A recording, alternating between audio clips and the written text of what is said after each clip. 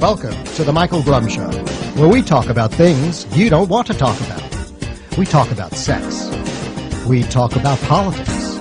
We talk spirituality and substance abuse. Join us by calling 800-699-0980. Think, speak, and be heard. Here now is Michael Blum.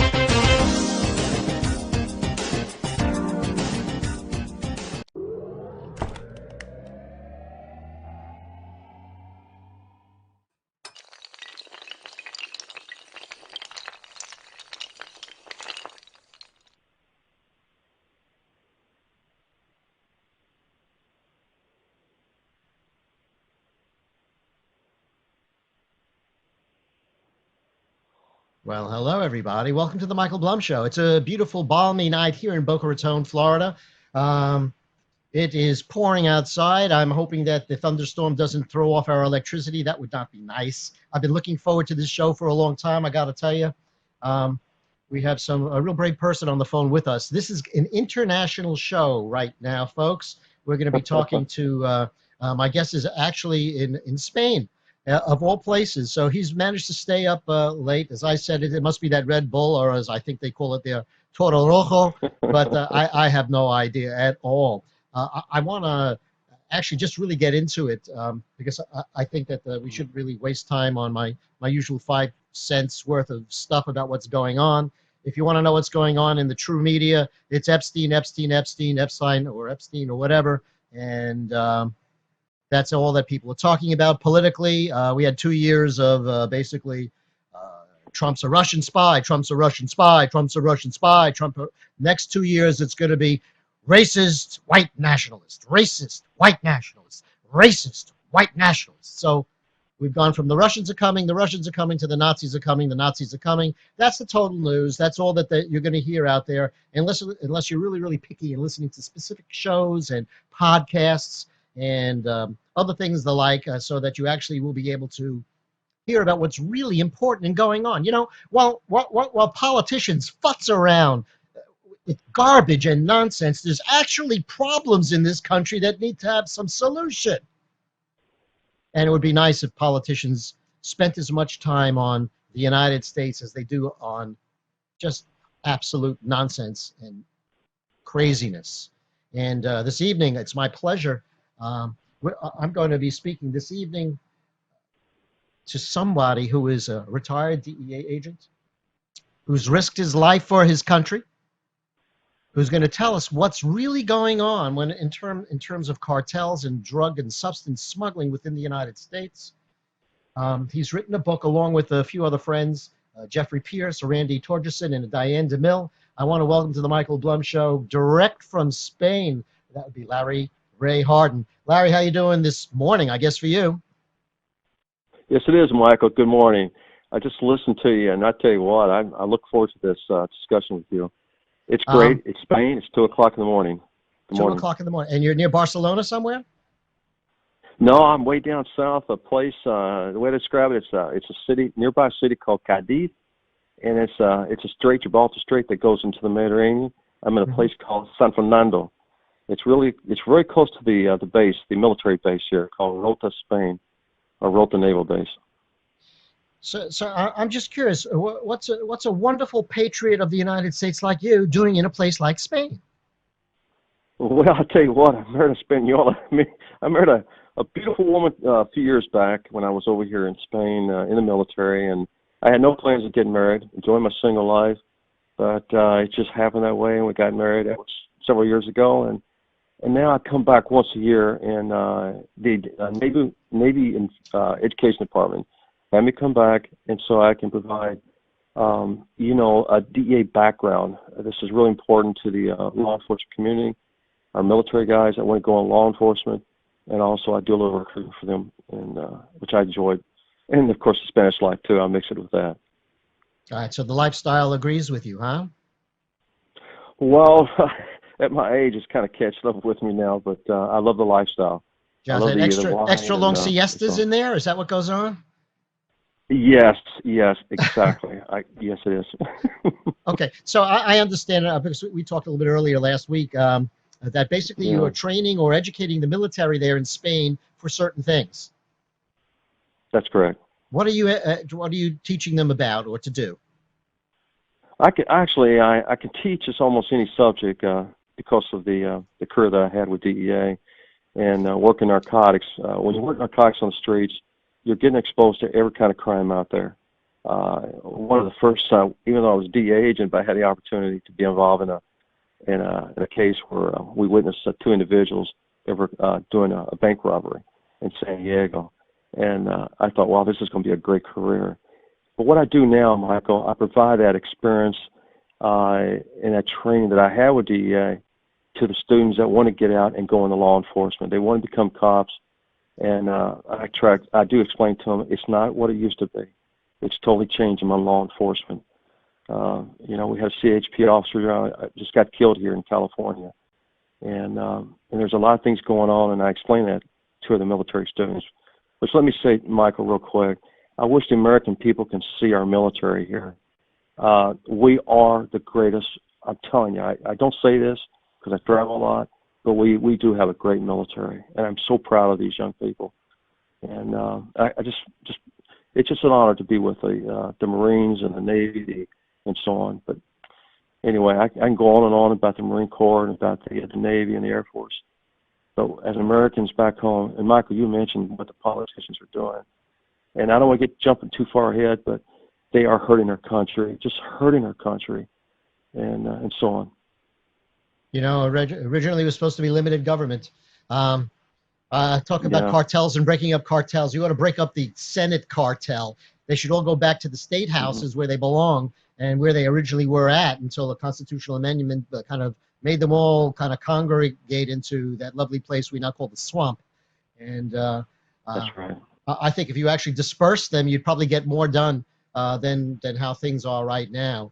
Um, I, I don't think you could be living in this country right now. Well, maybe you can. I still think Americans are intelligent, but I sometimes I'm not sure. That's just how it is. But you'd figure just about anyone who's been in this country, living in this country recently, knows that there is an intense epidemic of narcotics and trafficking of all type flowing across our southern border and happening right within our own midst. Yes, sir. And no Yes, one it talks is. about it. No one mentions That's it. right. I didn't hear any of those That's right. Democratic hopefuls uh, talk about anything like this. They're concerned with slaves and slave trade that happened 150 years ago, whereas we should be concerned Right. really with what's going on now. Now, Absolutely. I want to Absolutely. Yeah. know from you, in terms of narcotics um, and how media presents that to the United to people to the constituency of the United States, which they do very very little. Are they candy coating things? Are they providing a lot of misinformation? What really goes on? Like, what would be your average day? You get up and what?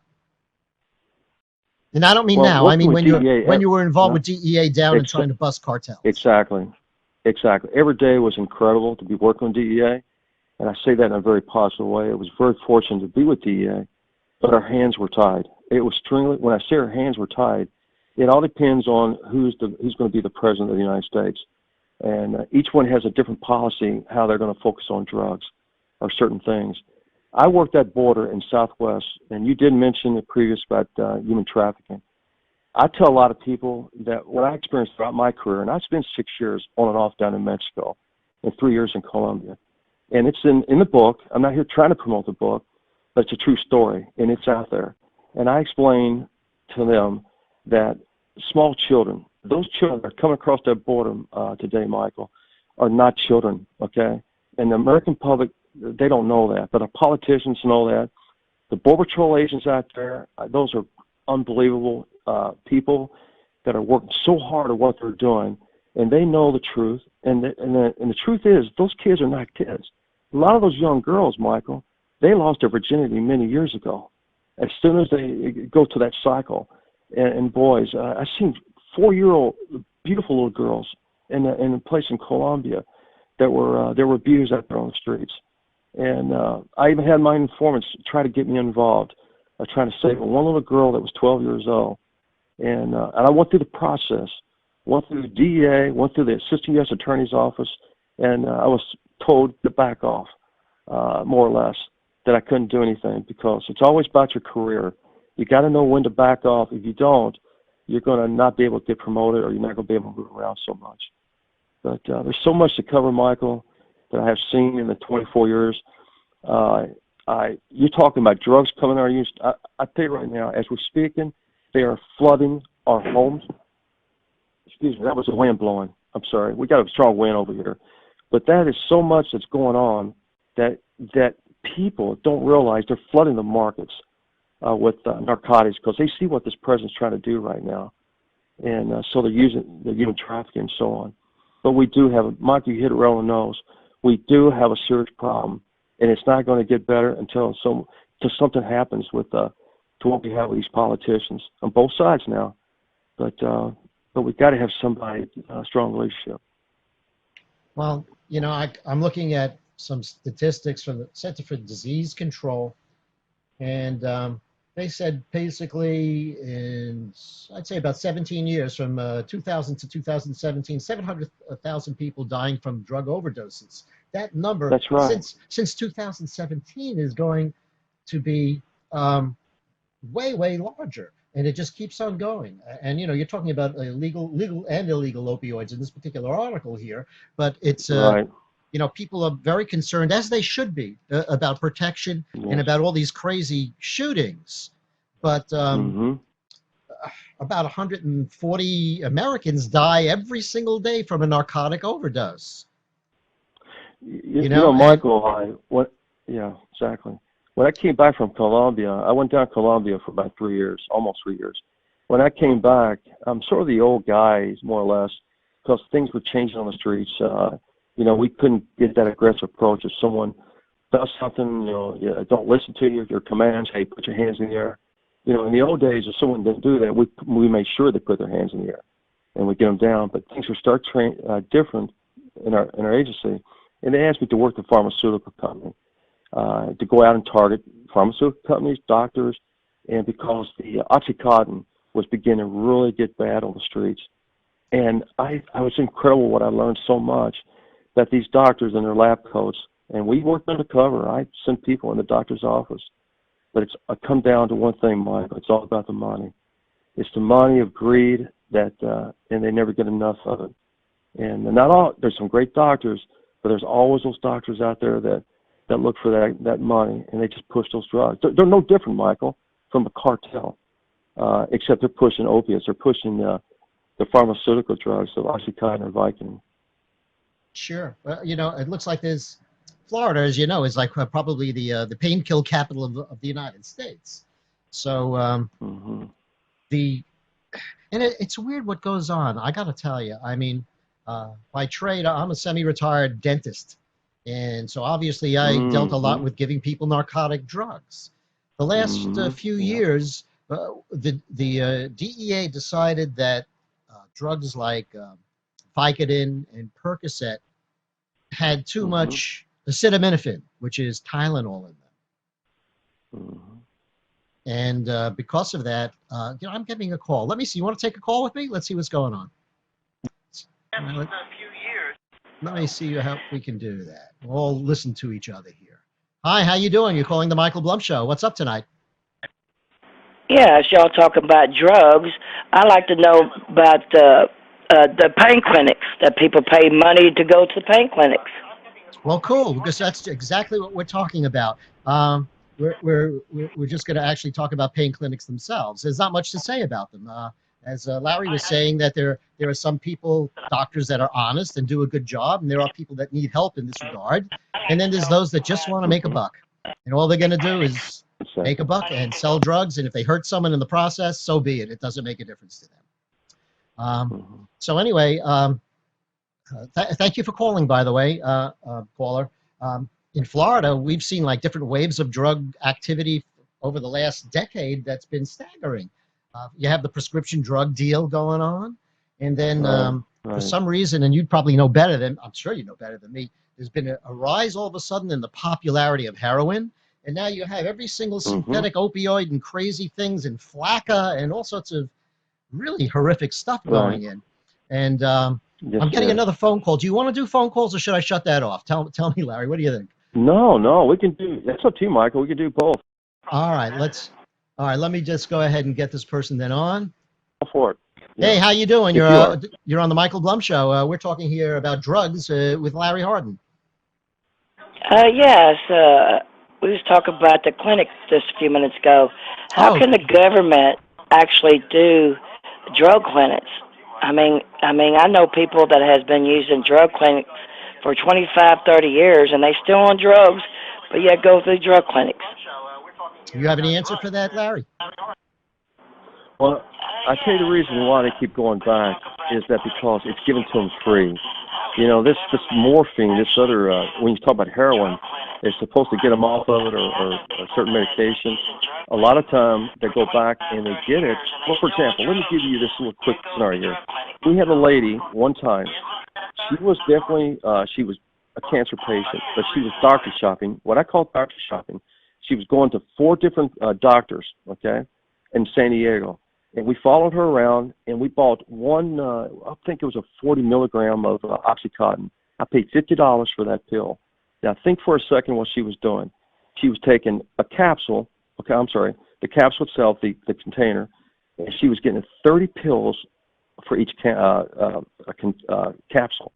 And with that, she turned around and sell that, not to the, on this side of the border, but she took it down to Tijuana, and she was trading that for the heroin. And finally, when we arrested her, because I was going after the doctors that was giving it to her, and she was telling us that she'd rather take heroin because she was scared of Oxycontin, and so on. But that's just one of many examples. A lot of them would take the narcotics, they would take the pills, and they would sell it and make a profit off of it, or they would trade it for something else. And that's what we was experiencing so much. Sure. The pain clinics is a lot of people start that way. I imagine that's one of the biggest ways of entree into all this kind of horror is you had an accident, you were placed on narcotics, and now you're having an issue getting off of them. Right. Right. That's it. I was going back to what I was saying originally before the first call is that the government decided to get rid of the large amount of Tylenol, if you will, in the narcotics. And to compensate for the loss of Tylenol, they raised the amount of narcotic in the drug. So this is their answer but Michael, this is their answer to the complaint that people are having liver problems from taking too much Tylenol. The worst kind of drug that I experienced in my lifetime working with narcotics, and for a long time, the street life was my life. When I say my life, I loved it out there. I love working with the prostitutions and the homeless people. Most of them that I encountered were very good people. They just lost their way in life, couldn't deal with the pressures of life, and so on. And they know the streets very well. The most filthiest drug that I ever dealt with was methamphetamine.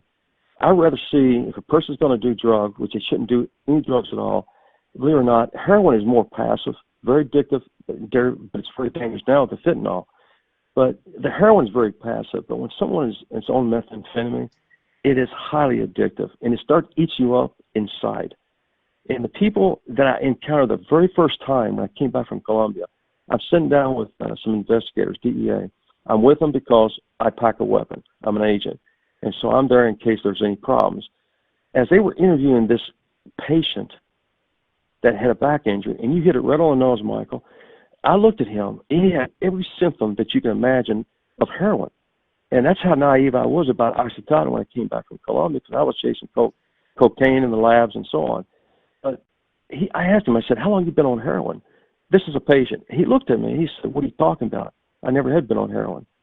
I'm using Oxycontin. And I realized this stuff is dangerous. It's incredible what it's doing to people's lives. In the clinics, they don't know how to handle that because doctors are here to help you. But I tell you what, Michael, when I have sent informants, okay, we take them down to CVS or I take them to the Walgreens, and I tell them, I said, we're going to check your pressure, and there's a reason why, and your weight, because that's the first thing they do when you go into a doctor's office. That gives the doctor more of a leeway, sort of, if your blood pressure is high or if it's low, And listen, our blood pressure changes all the time. Yours right now, or mine's probably up because I'm talking to a live radio talk show. So, but the doctors use that in a bad way, and some will use it in a good way. But I had informants. When I say informants, people working with us will go in and they come out with a bag of pills. And I said, "What are you doing?" They said, "Well, the doctor said I got this problem and so on." And he came out with a bag of pills and we couldn't. It's just it's very hard to control it when you don't have certain groups of politicians stand behind you. What do you think would be harder to control? The situation that you just mentioned with doctors who pretty much You are, can't. is that harder to control than drug cartels? Yes, it is, Michael. That is true. Michael, I tell you what I experienced down in Colombia, once again, I'm telling you, I hope everybody, I don't know who's listening, but we are very, very good at what we're doing. And we're some good people in this country. And we can really end this thing. We can stop it. We really can if we do the enforcement the way our laws, just like the immigration. The laws are already there. The Congress has approved them. But what really disturbs me, and I have sit down with Senator McConnell. I have sit down with him. I have watched him down in Colombia talking to the ambassador. I mean, it's all politics. Very, very nice guy. Very nice guy. But he's very, very political. You have to be political when you're dealing with in that political world. But it sounded like, it's the first time I had a chance to talk to you and you're talking to me. I do not play politics. I can never will. I'm a straight shooter. And that's just the way, you'll see that in the book. That's the way I was raised in Kentucky. I was raised by my parents and my grandparents. I was very fortunate to have the kind of family I had. And so it carried with me. And there was times in my life, Michael, I couldn't understand why there was so much evil and the way people are hurting each other and killing it. And stand next to a friend, my body, his body. So I asked many times, is there so much evil in this world? There has to be some goodness. And the goodness is there. And that's what kept me sort of straight in life. It kept me balanced. And also my wife and going back home and seeing family. But if you're telling me, and I feel like I am professional. I worked those years on the streets. I see what's going on. Can we stop it? Yes. How can we stop it? And I say this very strongly and loudly. You've got to kill the drug trafficker. You've got to kill him. He's no good. I grew up on a farm in Kentucky. When a dog tastes blood, okay, my dog one time named Pepper, when he tried to kill that pig, and I hope you always realize this is not a funny story. Okay, I was 12 years old. My dad took the shotgun. He killed my dog because he had to. When a dog tastes blood, okay, they're no good anymore. And it's hard for a human being if he takes the life of another person so easily. Okay, you've got to have punishment for that individual. By sending him into prison, okay, where he goes and he gets his college education or rehab and so on, it's very difficult. Okay, maybe I'm too harsh, but I've seen enough in my lifetime that I'm alive today because I learned how to stay alive. Sure. Like people think sometimes there's a magic pill or something that's just going to fix everything up. No. And usually the answer to most of these problems are multifaceted. You can't just do one thing. Like you said, the people who are selling drugs, they should know if they sell drugs, they're in prison forever. Period. End of the story. And that's how it would go. They're done. They're done. I'm going to take one more phone call, and let's see what we can do. Hello. Michael Blum Show. What's up? Hey, y'all talking about it needs to be stopped. What would be the good way to try to stop the drugs? I mean, where would Mr. Harden would begin to try to stop the drugs? Go ahead, Larry. Yeah, that sounded like the same lady that was on. Yes, and please, a lady caller. I appreciate the call, but we usually try to keep it one call a show. And thank you for turning your radio down or whatever you were listening to. It's much clearer. But go ahead and I guess so you could ask, what can we do? We're starting question. That's the question we're working on right now. Let me tell you something. Where would you start at to try to control the drugs? I mean, where are they coming in? At what border? Okay, the question's okay. Working the border. There's several ports of entries out there, like Tijuana Port of Entry or San Luis Port of Entry. We have everything in place as I'm talking to you now. We've got a great enforcement team there. It's called Border Patrol agents. I worked with those guys for years. If they let them do their job, if they let DEA, let people do their job that they're trained to do, we can really put the screws to these guys coming across. But here's the problem. After all these years of fighting this so-called war on drugs, and there is no such thing war on drugs, that is over with. That is a myth that I believed in. When I got into it, I realized we just can't do anything because our laws are not forcible. When you, Michael, you get a chance, or anyone, when you read a book, you're going to see a case that was lost over and over and over because the politics was involved. Because I couldn't go after these particular cartel guys because they were protected, because they were providing information to another agency or country. Okay? True. It's all there. But once again, how we stop it, we have to be really serious about it. But our politicians are not. They are not serious about it, Michael. If they were, we can stop this a long time ago. And these kids, Michael, I can stress that. People say, do we need a border wall to stop these drugs? Yes, but also protect the people that are coming up here. The churches are putting millions of dollars, organizations, to bring these people up here. They don't know. They just don't know what they're facing as they traffic on their way up here in our country. I asked a woman one time in Mexico, Michael, why she's carried Vaseline with her. Okay? And I thought because of the hot sun. She said no. What they do, the women down there in those countries, and listen, there's some great people all over this world, but corruption is unbelievable. We focus our attention in other countries. We have a major problem in this country because every time we go after somebody, I found out where the leak was coming from, why we could not catch anybody. There's two things. One is because their families now are in the United States, they're in law enforcement. And so when DEA does an operation, and especially we're working in another group of local law enforcement people that are assigned to us, they have access to our databases. And there's another thing called discovery, Michael. As you know, and I know that, when you take a mule, I call a mule, that's someone's trafficking, a low-level trafficking drugs, they have a due process in this country. And I've seen those documents in Mexico. I've seen them in Colombia. And I told my agency about it several years ago. I said, this is a lost cause. When I look down and see boxes, FBI calls it 203s or whatever, 103, DA call it DA6s. These are reports. And when I've seen boxes and boxes of reports, okay, in the cartel's homes or in Bogota, and with the names of agents, the names of the bad guys, the names of, the numbers to the informants, and describes the method of how they traffic drugs in the United States and so on. That's why we never could get ahead because of the corruption that we have. And the lady just mentioned about how can we stop it? We can't stop it. You're hearing it from a guy, Michael.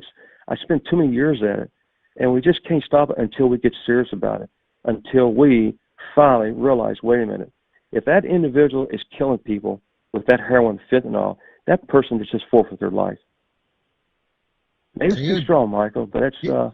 Yeah, you'd exterminate then. You'd go ahead and just rid the world. It's kind of like, do you let cancer spread? How do you approach the cancer? Do you treat it or do you cut it out if you can? Exactly. It is.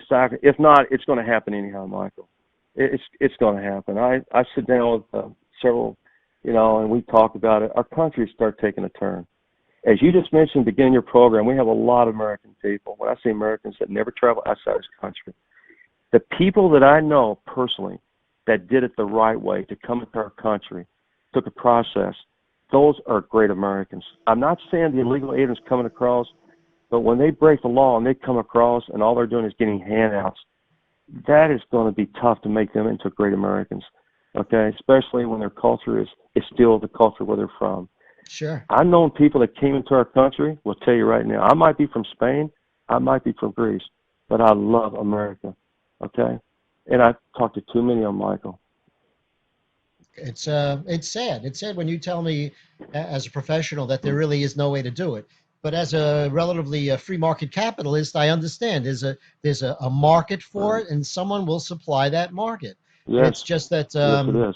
You want to try to limit your casualties along the way because there certainly will be a bunch of them. Why did you write the book that you did? Well, this is interesting about the book. When I got, this is my job. This is the way I go after people. And I had these two, as you mentioned, the two PIs, the two investigators, Randy and Jeff. They worked on a case with me very closely. Those two guys are the two guys I trust because the corruption just was, I worked with some really nice people, but it was too corrupted. It was always a family relative working at the port of entry or someone in the law enforcement community. And so these two guys, I developed a trust with them. We covered each other. I never done that with PIs, but these two guys, I did.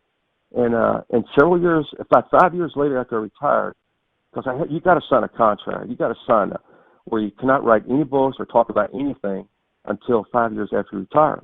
In other words, just go away. Well, after 5 years, Jeff and Randy got in touch and said, we need to find somebody. And it took us a long time. And we found Diana DeMille. And I tell you what, she has been really helpful to us. This is the first time that she got involved with this kind of work, and she's fascinated with it because, like most people, she didn't realize this was happening.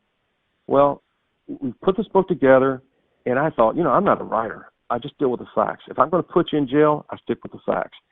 Well, next thing I know, the book is doing very well, and someone said, Larry, or Diana did, you need to take a look at the reviews, which I did. And it's incredible. I am talking to a Vietnam veteran, said the same thing. He told me, he said, look, what happened in Vietnam is the same thing that you describe in your book. It will never be, it can't win it because the politicians are involved in it.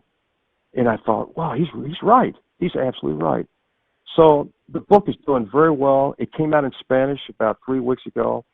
It came into the bookstores in Spain over here. They're selling out really quick. It's incredible. And now I just got another book, a second book, that's called Fighting My Greatest Enemy. And that goes into more detail about my faith. And I dedicate that to my faith. What to my faith? I dedicate to God. Because I learned, Michael, whether you don't believe or not, when you say there's evil, there is goodness out there. And I have met it. And it took me a hard way to learn that, but there is a God, Michael. You might describe it in a different way you want to, but there is, and I experienced that, and it's in the book. But now listen, Michael, listen, I am a warrior. When I say that, I am a warrior. I have no problem if someone's trying to hurt me or hurt anyone else around me. I will take care of business. Okay, and that's what we have today in our law enforcement. We've got some great people, Michael, except they're just being abused right now by the public. They're being very abused, very abused. It's whatever could conceivably be good for the country seems to be what's in what the left really doesn't like at all. So law enforcement's no good. That's so right. You know what? Maybe all law enforcement should take off for like a month. Just take a vacation, not do anything. People. Again, I hate to use the statistic this way, but all the killing that we had the last 2 weeks. Take the number of people shot in those events, and that's a good day in Chicago. Right. I mean, it's things are just sad. And that's sad. Things are Baltimore, just, Michael. I mean, Baltimore. Well, Baltimore. Yeah, Baltimore. I think is now the crime capital of the world. You have I don't want to get too political today, but obviously you have folks out there. Why don't you do some research? Look at the worst cities in the United States. Exactly. And then see who runs them. And what you will find is that I don't know, I can't think of one that isn't like this, but most cities that have been perpetually run by the Democrats for 30 to 40 to 50 years in some cases are the exact same places where you'll see the most poverty, the worst education, the most violent crime, the worst schools, the worst housing, the worst of everything. And why people in those areas continue to vote the same way that they do, it's kind of, to me, it's like voting for a horse is going to lose. It's That's right. I don't get Michael. it. You keep on putting your money down on the horse that's heading to the glue factory. That's just not going to happen. Not going to work. But people do. I agree with you 100%. I don't understand what's happened to her, but we are taking a turn. And, I tell you what, Michael, I want to mention this. I sent a book. I never sent a book but I sent a book this time to the President of the United States, our Commander-in-Chief. He is our Commander-in-Chief over here. I sent him, and I got can you believe this? I got a letter from him that he read the book, and it was just encouraging to get something from a guy that people say, well, he never read it. But you know what? Whether he read it or not, he responded to it. And some of my peers, not some, but a lot of my peers told me, so Larry, book is right on, okay. And so anyway, it's all there. I've been in most cities, Michael. I've seen it. I described that in the book. But when I had a chance to work down in Mexico and spend 3 years down in Colombia, I tell you what, we can stop, but we're not going to stop it, Michael. We're just not. It's not right now, anyhow. They're a And little I bit don't too try to far discourage gone. people. Yes, sir. Yes, I say that, Michael. I really do. When I say I'm not talking about. I mean, no one's going to hurt us as a country. No one. I travel just like you. I've seen I wish American people could see the Rome, the way it was. I mean, it was a powerful city. Athens, Greece, or Israel. All these cities fell not because of people coming in, because they fell beginning of their morals and values, Michael, of the corruption within and the Roman Empire. The United States is going through a struggle right now. We got politicians are greed for that power and that hunger for that prestige, or and make up all kind of just lies in the news media, just the lies and the hate, no respect for each other. And this is stuff that's been portrayed out here in these countries, and it's really discouraging when you see something like that's happening in Spain. The news media focus on the American, what they hear on the news, and they report it over here. So we get a lot of bad information, but they do throughout these countries because what's been sent out from our country. Charles, let me ask it's you. just so much, Michael. Well, ask you a question. Since you feel that really we've Sure. kind of lost a little bit, and we probably won't get out of this, why is your book then and this story is so important to the American people? Because I'm dealing with corruption. The corruption, you're going to see the beginning. Well, you're going to learn something about my background. You're going to learn about not having one outhouse, but two outhouses, pumping water out of a well. You're going to see the opportunity of a person that, as my wife told me, she said, this country is the greatest country in the world. And when she came, she took off like a rocket because the opportunities are there for anybody, even for someone that grew up in, from the hollers and running the creeks there, and some beautiful, when I say beautiful, beautiful people that I know, good human beings. This is the heartland of our home, as people that I know personally that I've ran into. But when you get in these major cities of Los Angeles, we have a gang population there, Michael. I kid no one. If we ever start having problems, you're going to see these gangs come out, and they're going to hit these neighborhoods, soft targets. I mean, we're just going to have a lot of problems. But when I get back to the heartland, this book here deals with corruption.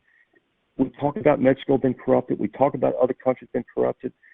We have corruption in our country, and I try to describe that in that book. And people will see that, and I think they are, and they're realizing, my gosh, this can't be true. It is true. It's a true story, and I had a hard time getting it proven. The second book is a true story. So basically, And, it's like we're already a banana republic. Maybe tiny bananas, but certainly a banana republic. We got to stop it. Listen, we got to stop it, Michael. I don't know what's going to happen. I think, and listen, I know a lot of people don't like the commander-in-chief, but I tell you what, people in law enforcement, we do. People in the military, depends now what branch you're in. But if you're out there and you're enforcing and you got someone that's covering your back, that's what we cover. And we feel like this guy here is doing that. A lot of people that they really appreciate, and I do too. I have a lot of respect for this guy. He's not perfect, you're not perfect, and I'm not perfect. But I tell you what, I believe in all my heart. There's a reason why he's there right now, what he's doing. And he's getting hit left and right every day. Sure. But I believe he's going to do fine, Mike. I'm not trying to encourage people, but he's a strong supporter in law enforcement. He's a strong supporter in the military. And when our country starts collapsing around us, that's who we have to have. We've got to have some good law enforcement and good military to protect those. Yeah. I wouldn't buy a cake from a baker that hates baking. Doesn't that make That's a good point. that makes sense, doesn't it? Right? You wouldn't go Makes to sense. Yes, it does. you wouldn't go to a priest who actually doesn't really like Christianity that much. Amen. Yeah. Yet we have no problem electing officials to run this country that really don't like the United States too much. And they say it, That's you right. know, the founding was Oh wrong. yeah. This is wrong. I'm going to start my career off here as president by apologizing. Let's do well, why does someone apologize? You apologize because you That's did right. something wrong. What did we do wrong? That's We're the right. most generous country in the That's right. world. Yes, You we know, are. Amen. We truly are. You're talking about it. Work these countries. We are a good heart. We protect these people. I mean, really. Quick story. One time I flew out in the jungle down in Colombia. I came in second. As we came, because Americans, we can't go in first because they're going to do things that we cannot witness. You know, because it's violating certain human rights. But when myself and a guy by the name of Frank Marino, he got killed down there. He's an agent. He got killed, took a round in the chest. But when we flew in second, came in second, and we blew the tin off the guy's home. But I noticed as we getting ready to land, this little man with a hat and a scarf and a machete was standing there. He was circled by 12 or 14 Colombian federales. And as soon as we land, as I stepped off the helicopter, he broke away from that circle. He ran to me. He put his arms around me. I mean, this guy was running to me for protection, Michael, and that was incredible. So, and that's experience that we have throughout the world. You hit a row on those, Michael. We are generous. We're a great country. But Americans that never travel the world, that stays there, they're destroying property, they're destroying human lives, they're hurting each other. That is not good for our country. And when no one's enforcing that, it's almost like the other half is encouraging it, Michael. you know, it's you mentioned something before, and it about gangs, and Yeah. I live in a Yeah. relatively affluent area in Palm Beach County. It's probably one of the more wealthy areas in the United States.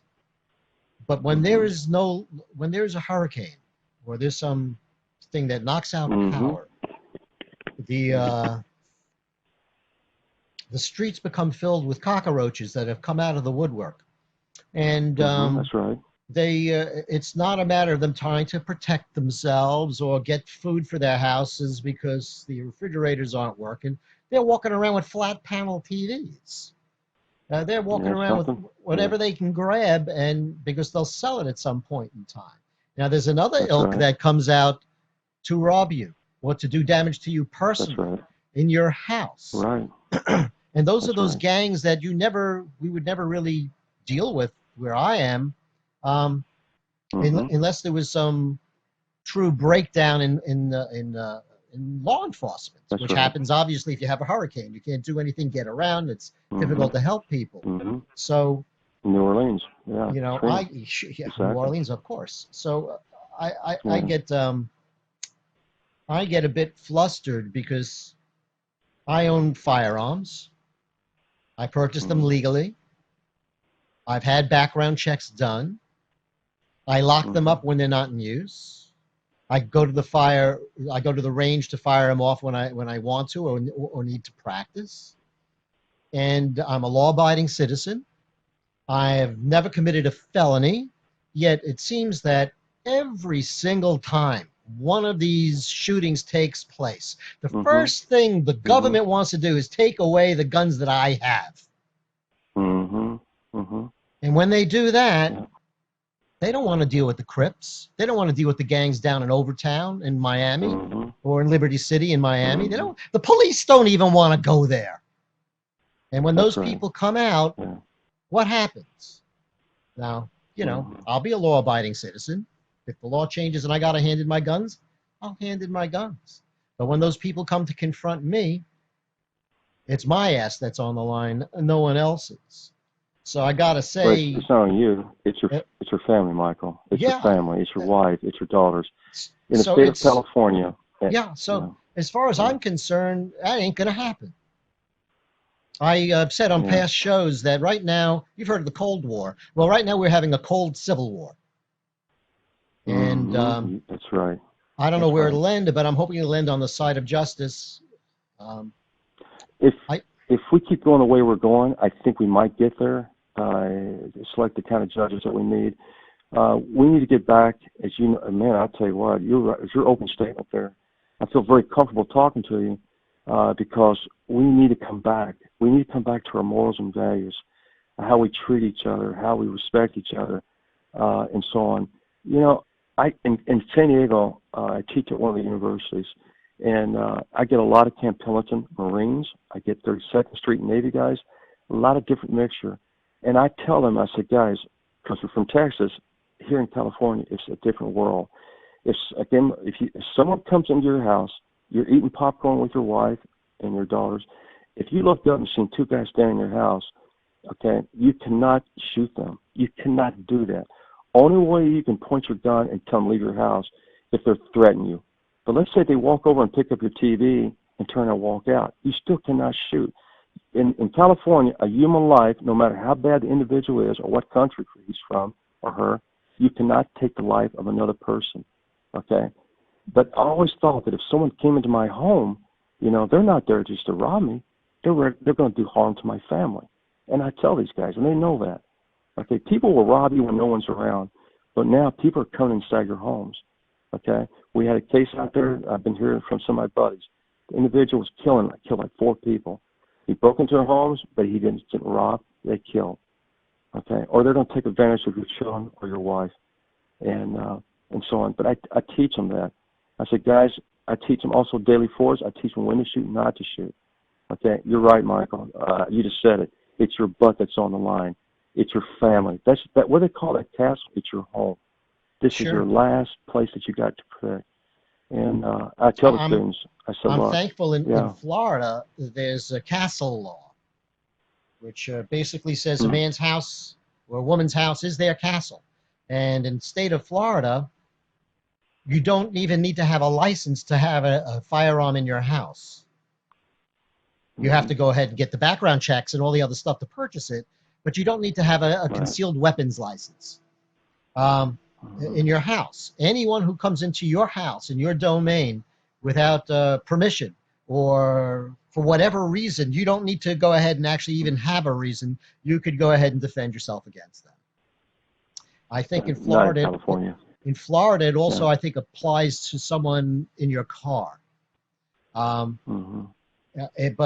outside of the house, if you're carrying conceal and you're walking around with that, you have that license, you're held to a slightly different standard. And that sounds a little bit more similar to California. I can have some guy at a gas station come over to me and seem very, very threatening and all of that, and I can't even take the gun out. Now, if he comes over to me with a tire iron, then I can do, then I can do whatever I need to do. But and the court of law decides who followed the law or broke the law. I guess that's the best way. You know, Michael, we're talking about firearms. When I spent 3 years almost in Colombia, I have worked with a lot of individuals down there. I had a chance to go to Medellin and Cali and so on. I met cops that were shot and they survived. And when I came back after almost 3 years in San Diego, we were doing a training out there at a location on firearms. I tried to explain the firearm instructor and several DEA supervisors that, look, if we ever encounter these guys, these assassins, what I call these punks or whatever, these guys are going to kill quickly, okay? They don't hunker down. They don't take cover. They charge into you, okay? And so these are the kind of people that are living in our country. They're here. I mean, they are here. They do their crime in Mexico, other countries, and they come up here and they live a good life. And I know, Michael, and these guys kill quickly. You pull your weapon on somebody, you better do it quickly. If you hesitate with these guys, you're going to lose. And when you lose, your family's going to lose. And, sure. Well, I was trained. Michael, I was trained if you're going to show the gun, you're going to shoot it. You don't take the gun out. You take the gun out to shoot it. That's it. You don't go ahead and wave it around. You don't threaten people with it. You take it out and you shoot That's right. Absolutely right. Absolutely. Well, you take it out and try to apprehend them. You know, get your hands. You know, I don't want to say this on the air, but my mom asked me one time. She said, Larry, they call me Larry because that's a Southern. She said, Larry, how do you get someone to raise their hands in the air? How do you stop someone? You know? And she kept telling me that. And finally, I jumped up, pulled my finger, and I used the F word, but it's street language. You just can't. It's not like TV. You cannot say, sir, can you get your hands in the air? Just turn around. It doesn't work that way. If you show any weakness at all with the culture that are coming in our country, these bad guys that grew up on the streets in El Salvador, the MS-13 and so on, you're going to lose that battle. And that's just the way it is. Sure. And and it's sad, but you have to be ready to go. So you're right about that. You show your weapon. You need to detain. You can't make the arrest, but as a citizen, you can arrest that individual if you got that PC, the probable cause. You got to be clear on that. I tell the students all the time, you want to be a good citizen, you want to help people, but make sure the crime is committed in front of you, okay? Because you cannot take the hearsay for someone else because of lawsuits and so on. It's changing so much. But once again, Michael, I learned so much that if you're going to have a weapon, it's a tool. It's something that you need to know how to use it. You learn it. And I teach it, believe it or not, I have that in the classroom. As part of, if I'm teaching terrorism, street communication, whatever the subject is, I spend time on that, and so on. There's a way that you have to carry it, and there's a time when you have to use it. And people say, well, what do you mean by that? I'm telling you, it's violence on violence. It's a behavior that you will have in your mind, Michael. If you ever pull that on another person, it's to me, it's violence on violence. You have to do whatever you can to stay alive, especially if you encounter the kind of people that are coming across that border that are up here right now in California. I'm going on, but there's a guy there, the way he killed the cops. There's American citizens, but there's people coming up here and they don't hesitate to kill a cop, someone that's carrying that badge, that's trying to protect us. And as you said, Michael, they're getting abused every moment as we're talking. I've seen videotapes. I have seen it with a captain out there in San Diego showed us a videotape. My buddies are thieves. When I say thieves, are FBI. We're a mixture of everything. We marshals, we all sit around. He showed us a videotape. One of his officers was sucker punched. He was protecting the crowd. Someone ran out of the crowd and came up and punched him. Look at the water bottles that's going on up in New York. Michael, it's just, I tell the Marines, I tell the people over here in Spain, it's not what you think it is, guys, of Law Enforcement Day. You know, it's not what you think of wearing that uniform. You know, our country is changing. It's changing quickly. And what'll happen when it's not water anymore in those bottles? What'll How happen do we know next it's time? not water, Michael? You know, what'll happen Exactly. next time when it'll maybe be some human excrement and then maybe lye or acid, like what goes That's on in right. England. That is absolutely If you right. let them just pummel the police and throw water bottles at them and laugh about it or think it's cute or funny, then you have a problem. You know, it's Well, yeah. people are just odd. You know, My head is off to you, Michael. Yeah. well, my hat is off to you. I'm sitting here in my No. little home studio. I never. I look. Yeah. Yeah, but I'd like to meet you. I really would. But listen, I'm telling you, I cannot stand in front of another politician, especially the ones we have now. There's no way in the world I can be polite. I mean, I'll do all due respect. But now what I've seen to what they're doing to our country, I have no respect for that. I really don't. I'd rather deal with a homeless person or a prostitute. I'd rather deal with the human beings that are out there. But the politicians we're having today, they're putting a bad taste in the part of the American. We just got a bad taste. And the news media is not helping that. They're putting that gas on the fire. I mean, look at what they're doing. As you just mentioned about the Russia thing. Oh, my gosh, how so sad. And now they're going racist, you know. And you just said it. American people are not dumb. We're smart. There's a lot of good people out there. And they see what's going on. You know, sometimes I don't know. Sometimes I think USA is United Stupid Assholes. You know, I mean, it's just. I'm laughing because you're honest about it. You know, it's not the average, Michael. It's not the average people, Michael. Yeah, it's well, not. I've been. It's not. We got, as you've seen, the heartland of this country. Man, I tell you what, that's going to bring this country back. Okay, I really believe that. I met them in Kentucky. I met them throughout the country. That is the values of family, the values of life. I mean, they might say, well, he's a good old country boy from the hollers. But let me tell you something. He's the first one that's going to pick up his weapon, and he's going to be the first one to fight for this country. No, I understand. Okay? You're deplorable and irredeemable, I think is, and of course you're a male, so you must be sexist. And since you're white, you're a Nazi as well. You know, and so yeah. That's how it is. Yeah. In real life, I Yeah. don't experience that. I got to tell you that. That seems to be a political issue. I deal with, I'm in Florida. I'm dealing with Hispanics all the time. I'm dealing with black people all the time. There's a large Haitian Yeah. population here. No one's come up to me and has hated me, or acted like Yeah. that. So I'm hoping that a lot of what is going on in the news media, well, it definitely is like that. Many, many moons ago, you used to have to go to a newspaper like the National Enquirer, and they would give you all of this lurid, melodramatic crap and garbage. And you went to them to go ahead and to learn about the crap in the garbage.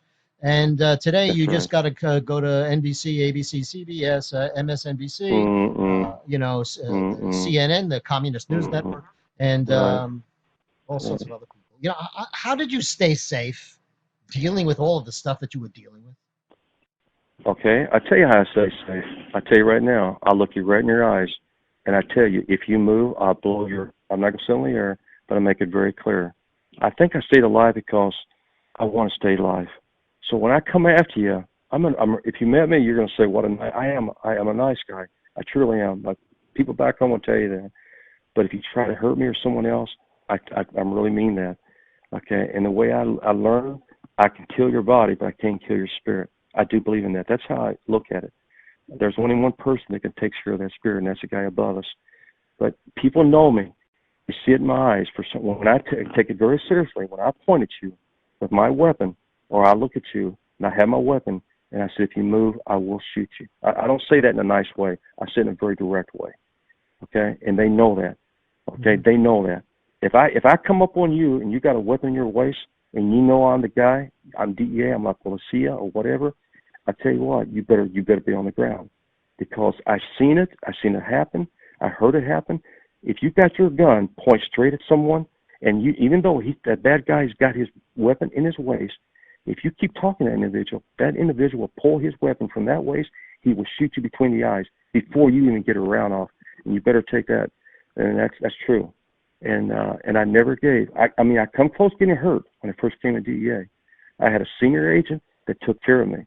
I had a bad guy. I kept telling him in a nice way, get your hands outside, get me to see your hands. He was going for his 357 under his seat. Okay. Lucky for me, I had an agent that was been on the job for many years.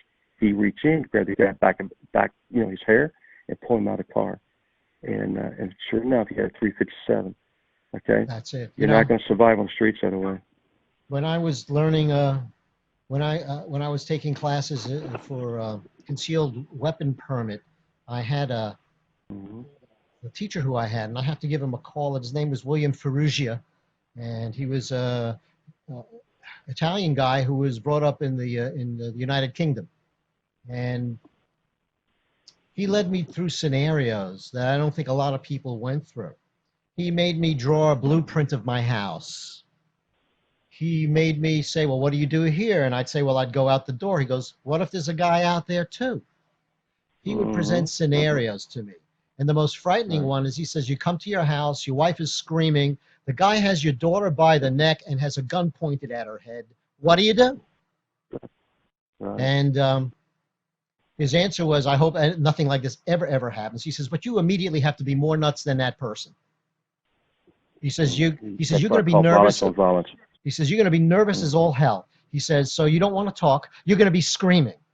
He says, you pull out that gun and you scream as loud as you can. You try to get as close as you can so you can pop a round off as soon as possible. And he said, but you're That's right. screaming and yelling, let her down. You hurt her. I'm going to blow your effing head off. And that's kind Right. of the best you can do in that scenario. Right. I got to tell you, it gives me the shivers to think that I would ever possibly be in a scenario like that. And I have to thank you for allowing yourself to be put into situations like that to help protect people in the United States, many of whom really don't appreciate it at all. But No, they don't. No, they don't. I I want to appreciate the thank you. Border Patrol agents. ICE. Yeah, Yeah. ICE, Border Patrol agents. If all these people just packed up for a weekend, it would be horrible because the actual people who live in those communities, um, Yeah.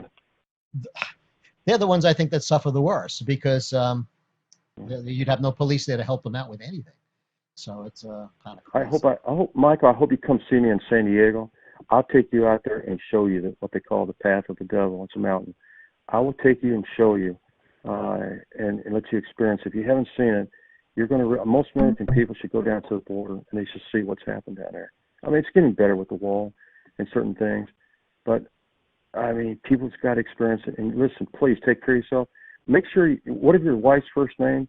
If you go into the house, and you say, hey, and she tells you, if she gives you another name besides her real name, then you know she's in trouble. Same with your daughters. Mm-hmm. You need to start preparing yourself. I tell people in the classroom, practice. You get in a situation like that, someone grabs your daughter, you do not let your gun go. You do not let you drop your gun and throw your hands up. Okay, I give up. Now he's got all three of you, okay, or all Sure. four of you. Sure. No, it's violence. You're absolutely right. Scream, getting mad, just spit, do what you have to do because you want to live and you want your family to live. Absolutely. Because that son of a gun that's got, okay. So look, I want to thank you for pleasure. joining me. Let It's me tell 3 you, o'clock it's a pleasure. It's 3 o'clock in the morning No, where you thank are. you. So you must be a little bit tired, I figure. Where's the book available? Not now. I'm not tired. Actually, it's all over Amazon. It's going to be, I just heard now it's going to go to Japanese. They want to take the book and translate it to Japanese. We have a Spanish a publisher over here. He wants it now. They publish a company. It's on Amazon. It's on Walmart. It's on eBay. It's out there. Kindle has it. I recommend for anyone before they buy the book, they look at the reviews, and they're going to be mad. I don't care if you're a farmer out there raising a bunch of pigs or cutting the back or somewhere, or in the White House or whatever. You read it, it's going to make you mad because it is the truth. I lost. There was no winning in this true story. That's why it's a true story. No winners. I lost the battle. No winners. All because of our government. Okay, and I tell you what. Let me say on the air, it's a pleasure. It's a pleasure to have you and talking to you. And you keep up the good fight, brother. I'm telling you. Okay. Thank you so much, Larry. Please stay in touch with me, Michael. Okay. I really like to see you. Okay. All right. Very good. Thank you again for joining us this evening. It was really a lot of fun. And Michael, thank you again. Thank you. Thank you. My Michael. pleasure. My pleasure. Folks, we've been talking this evening to retired DEA agent Larry Ray Harden, who wrote a book along with Jeffrey Pierce, Randy Torgerson, and Diane DeMilli. And it is called Path of the Devil, available all over. The reviews, by the way, are phenomenal on this. And there's talk of perhaps a movie. And so if you really want to get a heads up and understand why it is we seem as a nation not be able to move forward, the answer is because the politicians don't want you to. But if you want the detail behind it, you got to read the book. So anyway, I'm gonna sign off for this evening. I want to thank everyone for joining us. A couple of people that called. There was a call right near the end. I can't take. We're just too close to the end of the show. So I want everyone to understand that everything in life truly is possible. Fewer things are probable, but one thing is certain, and that's that you're alive. So go ahead out and live life to its fullest, because tomorrow is promised to nobody. Take care, folks. We'll speak to you next time around on the Michael Blum Show.